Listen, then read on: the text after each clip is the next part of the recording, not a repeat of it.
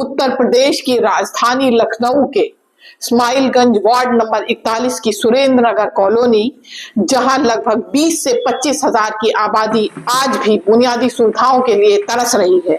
यहाँ ना तो नियमित सफाई कर्मचारी आते हैं, ना नालियों की समय पर सफाई होती है और स्थिति ये है कि गंदगी, कचरा और बदबू लोगों के रोजमर्रा की जिंदगी का हिस्सा बन चुके हैं।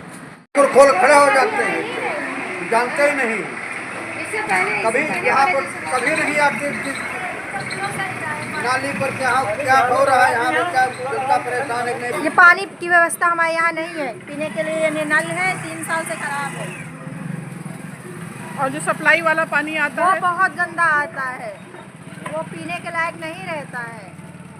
तो आप लोग घर में पीने वगैरह के लिए पानी कैसे इस्तेमाल क्या करें, वही पीते हैं, वही उबाल।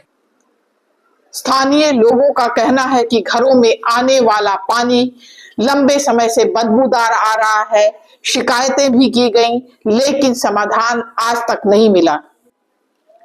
नालियां महीनों से जाम पड़ी हैं और बरसात में यही गंदगियां गलियों में फैल जाती हैं, जिससे बीमारी का खतरा और बढ़ जाता है। आते थे वो फिर ठीक थे, जब से ये सभासद हो गए तो कोई बार भी नहीं आई। सभासद का एड्रेस नहीं पता है लोगों का, कहाँ रहती हैं, अगर कोई काम पड़ जाए तो पता नहीं है कहाँ है। आते यहाँ तो कभी नहीं देखे, 5 साल के बाद आएंगे। ये पता नहीं ये दूसरी बात है। हाँ, अंकुर बोल रहे हैं।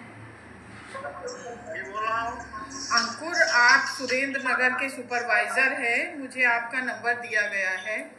वहाँ पर काफ़ी लंबे समय से नालियाँ एकदम भरी हुई हैं, कूड़ा उठता नहीं है और उसकी ये हरी मस्जिद है, उसके आगे जब 2 गलियाँ गई हुई हैं, एक प्राइमरी स्कूल की तरफ, एक शहर की तरफ।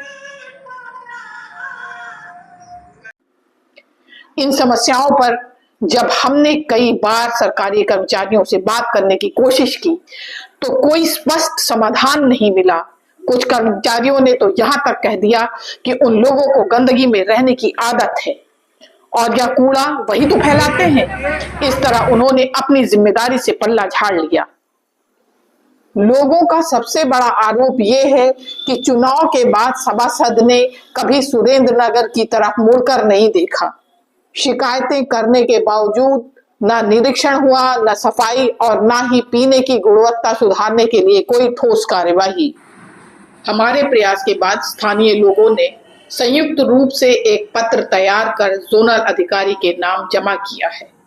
अधिकारी मौके पर नहीं मिले, लेकिन कार्यालय के कर्मचारी ने ये पत्र प्राप्त कर लिया है।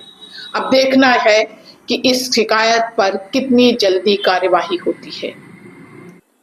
इतनी बड़ी आबादी होने के बावजूद सुरेंद्र नगर की आवाज आज भी अनसुनी है और यहाँ के लोग एक ही सवाल पूछ रहे हैं, हमारी सुनवाई आखिर कब होगी।